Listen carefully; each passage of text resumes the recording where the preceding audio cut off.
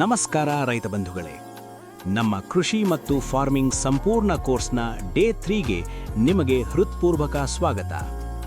Day 1ನಲ್ಲಿ ಕೃಷಿಯ ಪರಿಚಯ, day 2ನಲ್ಲಿ ಜಮೀನು ಆಯ್ಕೆ ಮತ್ತು ಮಣ್ಣಿನ ಪರೀಕ್ಷೆ ಬಗ್ಗೆ ತಿಳಿದುಕೊಂಡಿದ್ದೇವೆ. ಇಂದು ನಾವು ಕಲಿಯುವುದೇನೆಂದರೆ, ಯಾವುದೇ ಬೆಳೆಯ ಯಶಸ್ಸಿಗೆ ಅತಿ ಮುಖ್ಯವಾದ ಹಂತ ಜಮೀನು ತಯಾರಿ. ಸರಿಯಾಗಿ ಜಮೀನು ತಯಾರಿಸದಿದ್ದರೆ ಎಷ್ಟು ಒಳ್ಳೆಯ ಬೀಜ ಹಾಕಿದರೂ, ಎಷ್ಟು ಗೊಬ್ಬರ ಹಾಕಿದರೂ ಬೆಳೆ ನಿರೀಕ್ಷಿತ ಫಲ ಕೊಡಲ್ಲ. ಈ ವಿಡಿಯೋದಲ್ಲಿ ನಾವು ಈ ವಿಷಯಗಳನ್ನು ವಿವರವಾಗಿ ನೋಡೋಣ. 1. ಹೊಲ ಹದಗೆಡಿಸುವ ವಿಧಾನ. 2. ನೀರು ಹರಿವು ಮತ್ತು ನೀರು ತಡೆ ನಿಯಂತ್ರಣ. 3. ಜೈವಿಕ ಗೊಬ್ಬರ ಬಳಕೆ. 4. ತೋಟಗಾರಿಕೆ ಮತ್ತು ಹೊಲಗಾರಿಕೆ ಜಮೀನು ತಯಾರಿ ವ್ಯತ್ಯಾಸ. ಜಮೀನು ತಯಾರಿ ಎಂದರೇನು? ಜಮೀನು ತಯಾರಿ ಎಂದರೆ ಬೀಜ ಬಿತ್ತುವ ಅಥವಾ ಸಸಿ ನಡುವ ಮೊದಲು ಮಣ್ಣನ್ನು ಬೆಳೆ ಬೆಳೆಯಲು ಅನುಕೂಲವಾಗುವಂತೆ ತಯಾರಿಸುವ ಪ್ರಕ್ರಿಯೆ. ಒಳ್ಳೆಯ ಜಮೀನು ತಯಾರಿಯಿಂದ ಆಗುವ ಲಾಭಗಳು: ಮಣ್ಣು ಸಡಿಲವಾಗುತ್ತದೆ, ಬೇರುಗಳು ಚೆನ್ನಾಗಿ ಬೆಳೆಯುತ್ತವೆ, ನೀರು ಸರಿಯಾಗಿ ಇಳಿಯುತ್ತದೆ, ಗೊಬ್ಬರ ಶೋಷಣೆ ಹೆಚ್ಚಾಗುತ್ತದೆ, ಕಳೆ ಅಂದರೆ ವೀಡ್ಸ್ ಕಡಿಮೆಯಾಗುತ್ತವೆ.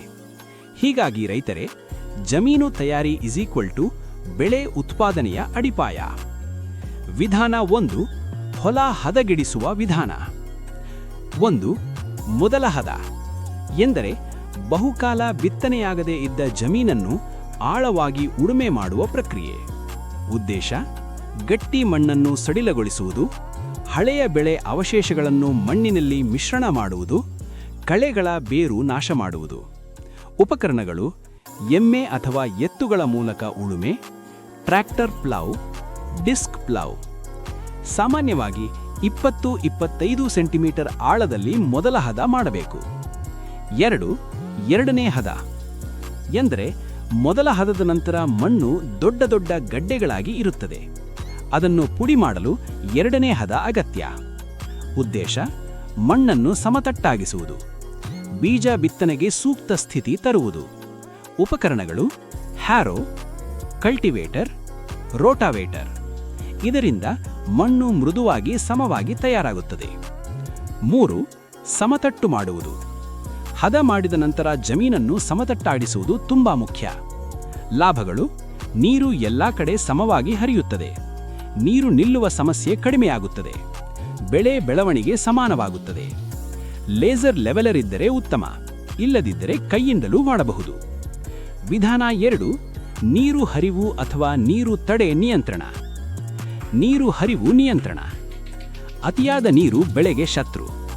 ನೀರು ನಿಲ್ಲುವುದರಿಂದ ಬೇರು ಕೊಳೆಯುತ್ತದೆ, ಶಿಲೀಂಧ್ರ ರೋಗಗಳು ಬರುತ್ತವೆ, ಉತ್ಪಾದನೆ ಕಡಿಮೆಯಾಗುತ್ತದೆ. ಪರಿಹಾರ: ಸರಿಯಾದ ಡ್ರೈವೇಜ್ ಕಾಲುವೆ, ಹೊಲದ ಬದಿಯಲ್ಲಿ ನೀರು ಹೊರಹೋಗುವ ದಾರಿ, ಹಳ್ಳ ಪ್ರದೇಶದಲ್ಲಿ ಎತ್ತಿದ ಬೆಡ್ ಅಂದರೆ ರೈಸ್ಡ್ ಬೆಡ್. ವಿಧಾನ 3. ನೀರು ತಡೆ ವ್ಯವಸ್ಥೆ. ಒಣ ಪ್ರದೇಶಗಳಲ್ಲಿ ನೀರನ್ನು ಉಳಿಸುವುದು ಮುಖ್ಯ. ವಿಧಾನಗಳು: ಹೊಲದ ಸುತ್ತ ಮಣ್ಣಿನ ಅಡ್ಡಗೋಡೆ ಅಂದರೆ ಬಂಡ್, ಮಲ್ಚಿಂಗ್ ಅಂದರೆ ಹುಲ್ಲು, ಒಣ ಎಲೆ, ಹನಿ ನೀರಾವರಿ ಅಂದರೆ ಡ್ರಿಪ್ ಇರಿಗೇಷನ್. ಇದರಿಂದ ನೀರು ವ್ಯರ್ಥವಾಗದೆ ಬೆಳೆಗೆ ಉಪಯೋಗವಾಗುತ್ತದೆ. ವಿಧಾನ 4. ಜೈವಿಕ ಗೊಬ್ಬರ ಬಳಕೆ. ಜೈವಿಕ ಗೊಬ್ಬರ ಎಂದರೇನು? ರಾಸಾಯನಿಕ ಗೊಬ್ಬರಕ್ಕಿಂತ ಮಣ್ಣಿನ ಆರೋಗ್ಯ ಕಾಪಾಡುವ ಗೊಬ್ಬರವೇ ಜೈವಿಕ ಗೊಬ್ಬರ. ಪ್ರಮುಖ ಜೈವಿಕ ಗೊಬ್ಬರಗಳು: 1. ಕಾಂಪೋಸ್ಟ್, ಮನೆ ಕಸದ ಹಸಿರು ತ್ಯಾಜ್ಯದ ಗೊಬ್ಬರ, ಮಣ್ಣಿನ ರಚನೆ ಸುಧಾರಿಸುತ್ತದೆ. 2. ಹಸುಗೊಬ್ಬರ, ನೈಟ್ರೋಜನ್ ಫಾಸ್ಫರಸ್ ಒದಗಿಸುತ್ತದೆ, ಮಣ್ಣು ಜೀವಂತವಾಗುತ್ತದೆ. 3. ವರ್ಮಿ ಕಾಂಪೋಸ್ಟ್, ವೇಗವಾಗಿ ಪೋಷಕಾಂಶ ನೀಡುತ್ತದೆ, ತೋಟಗಾರಿಕೆಗೆ ಅತ್ಯುತ್ತಮ. 4. ಹಸಿರು ಗೊಬ್ಬರ, ಸೆನ್ನೆ, ಧೈಚ ಮುಂತಾದ ಬೆಳೆಗಳನ್ನು ಬೆಳೆಸಿ ಮಣ್ಣಿನಲ್ಲಿ ಮಿಶ್ರಣ ಮಾಡುವುದು. ಯಾವಾಗ ಹಾಕಬೇಕು? ಜಮೀನು ತಯಾರಿ ಸಮಯದಲ್ಲೇ, ಮೊದಲ ಹದದ ನಂತರ. ವಿಧಾನ 5. ತೋಟಗಾರಿಕೆ ಮತ್ತು ಹೊಲಗಾರಿಕೆ ಜಮೀನು ತಯಾರಿ ವ್ಯತ್ಯಾಸ. ಹೊಲಗಾರಿಕೆ ಅಂದರೆ ಫೀಲ್ಡ್ ಕ್ರಾಪ್ಸ್. ಉದಾಹರಣೆ: ಭತ್ತ, ರಾಗಿ, ಜೋಳ, ಮೆಕ್ಕೆಜೋಳ. ಲಕ್ಷಣಗಳು: ದೊಡ್ಡ ಪ್ರದೇಶ, ಆಳವಾದ ಉಳುಮೆ, ಸಮತಟ್ಟಾದ ಜಮೀನು, ಸಾಲು ಬಿತ್ತನೆ. ತೋಟಗಾರಿಕೆ ಅಂದರೆ ಹಾರ್ಟಿಕಲ್ಚರ್. ಉದಾಹರಣೆ: ಮಾವು, ದ್ರಾಕ್ಷಿ, ದಾಳಿಂಬೆ, ತರಕಾರಿ. ಲಕ್ಷಣಗಳು: ಗುಂಡಿ ಅಥವಾ ಬೆಡ್ ತಯಾರಿ, ಹೆಚ್ಚು ಜೈವಿಕ ಗೊಬ್ಬರ, ಡ್ರಿಪ್ ನೀರಾವರಿ, ಮಲ್ಚಿಂಗ್ ಬಳಕೆ.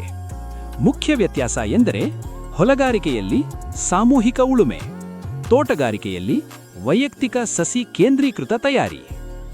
ಮುಖ್ಯವಾಗಿ ಹೇಳುವುದಾದರೆ ರೈತ ಬಂಧುಗಳೇ, ಇಂದು ನಾವು ತಿಳಿದುಕೊಂಡಿದ್ದು: 1. ಜಮೀನು ತಯಾರಿ ಏಕೆ ಮುಖ್ಯ, 2. ಹೊಲ ಹದಗೆಡಿಸುವ ಹಂತಗಳು, 3. ನೀರು ನಿಯಂತ್ರಣ ವಿಧಾನಗಳು, 4. ಜೈವಿಕ ಗೊಬ್ಬರ ಮಹತ್ವ, 5.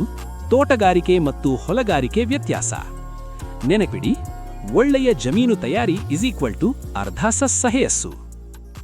ಈ ವಿಡಿಯೋ ನಿಮಗೆ ಉಪಯೋಗವಾದಲ್ಲಿ ಲೈಕ್ ಮಾಡಿ, ಶೇರ್ ಮಾಡಿ, ನಮ್ಮ ಚಾನೆಲ್ ಸಬ್ಸ್ಕ್ರೈಬ್ ಮಾಡಿ. ಮುಂದಿನ ವಿಡಿಯೋದಲ್ಲಿ ಡೇ 4 ಬೀಜ ಆಯ್ಕೆ ಮತ್ತು ಬೀಜ ಶುದ್ಧೀಕರಣ ಬಗ್ಗೆ ತಿಳಿದುಕೊಳ್ಳೋಣ. ಜೈ ಜವಾನ್, ಜೈ ಕಿಸಾನ್.